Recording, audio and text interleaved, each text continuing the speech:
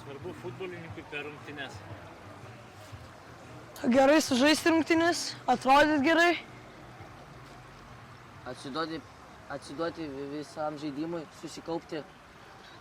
Ir parodyti savo geriausią charakterį.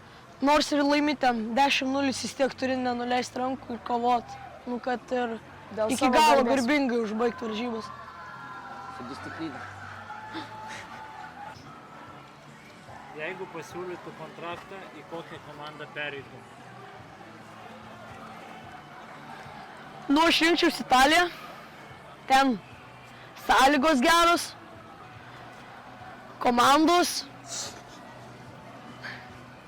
Nu, Inter Milanas arba C Milanas. Barcelona arba Chelsea. Barcelona gera akademija, mėgstamiausia komanda, o Chelsea kaip tik Anglijos komanda, kietas futbolas ir įdomu būtų patirtis ten pažaisti. Aš tai tikriausiai rinkčiausi arba Portugaliją, arba Vokietiją, nes labiau mano stiliaus žaidimas. Ko reikia, kad komanda laimėtų? Atsiduoti fiziškai rungtynėse. Reikia į rungtynėse eiti, nors ir prie silpnesnę komandą žaisdami, nenuvertinti varžovų. Žaisti iki galo, žaisti nuo pirmų minučių iki paskutinių. Kovos įdėti, įvarčių mušti. Disciplinos. Nu, aš vienu žodžiu galiu viską pasakyti, tai hemistriškumą. Kitas tėvelio klausimas. Kai išeini vienas prieš vartus, ką tėtis sako visada daryti? Nu, tėtis patarė, aišku, į apatinį vartų kampą pramušti. Šiandien prieš vengrus biškį nepavyko, buvo kelių momentų, bet vienas išėjo ir iš to vieno ir pataikiau. Arba apsivesti vartininką, arba mušti stiprų į tolimą kampą. Pramušti stiprų į tolimą kampą arba apsivesti vartininką. Kaip jautiesi būdamas turnyre Portugalijoje? Ką ši patirtis tau suteikia? Ši patirtis tikrai yra įspūdinga, žiūrint, kaip Benfica žaidžia. Keliais žodžiais galiu tik į taką pasakyti. Tikrai parodė, ką reiškia užsienio futbolas, ką reiškia Portugalijos futbolas. Tai yra išties įspūdinga. Sąlygos Portugalijoje yra labai gerai žaisti. Nei šalta, nei šilta. Gali parodyti savo jėgas, atsiduoti, pabandyti kažką naujo dėl savęs, kažkokį naują stilių, metodą. Nu, man tai čionai parodo tai, kad taip nėra, kaip kiti sako, kad tenai kitos komandos iš užsienio yra ten 10 kartų greitesni, 10 kartų geresnis driblingas ar panašiai. Tai rodo, kad kai sužaidžiau šį turnyrą, kai beveik baigiau šį turnyrą, tai rodo, kad tikrai čia nėra toks įspūdingas levelis kaip pas mus Lietuvoje ir tai yra visai panašaus stiprumo komandos. Kokia buvo tavo mėgstamiausia akimirka šiame turnyre?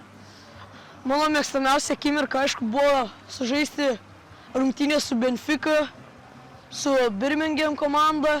Išties nugalėjome Birminghamą ir rytoj susitiksim vėl su Birminghamu. Tai bus įdomu vėl sulyginti jėgas ir aišku, jie norės revanšo prieš mus, nes grupė tapėje nusileido. Gražiausiai buvo, kai mūsų atraminis pamiršo, kad jisai dešinę kojas ir su kairė koja ant pirmos minutės mačą įkalė įvartį ir Birminghamas jau nežino, ką daryti. Išsigando mūsų. Nu,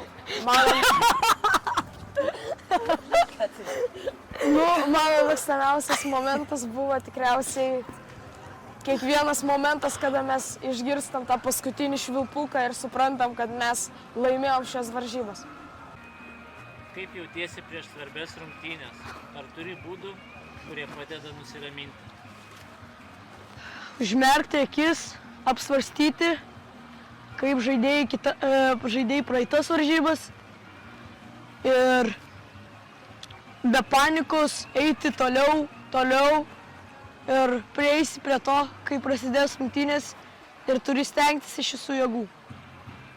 Prieš varžybas užmerkiu akis, sakau apie savo metodus, ką turiu daryti, neturiu suklysti, turiu visus 100% atsiduoti žaidimui, kad mūsų komanda neprakentėtų pralaimėjimo, kaip tik į mūsų naudą būtų rezultatas ir atsiduoti pilnai.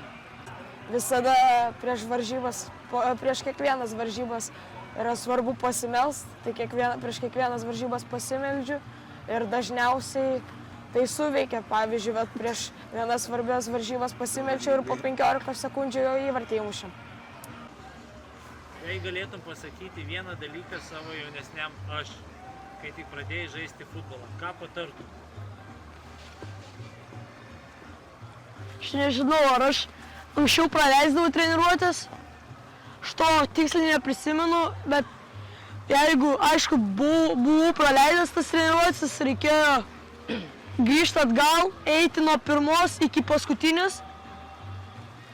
Ir jeigu sergi vis tiek gali namuose kažką padaryti, ten prasivoluoti, padaryti ten tempimus, atsispaudimus, kažką tokio. Nuo pirmos treniruotės būčiau tai daręs ir dabar gal būčiau geresnioje vietoje, geresnioje pozicijoje. Pradėti anksčiau žaisti futbolą, nes pradėjau žiauriai vėlai žaisti futbolą, kol kas pasiekiau tiek, bet turiu dar gal 6 metus, kad pasiekti savo galutinio lygio ir pasirodyti kažkam geram klube, jeigu pasiseks. Nu, aš pasakyčiau, daryk tai, ką darai, bet vienintelis dalykas, kurį pakeisk, tai neprašyk telefono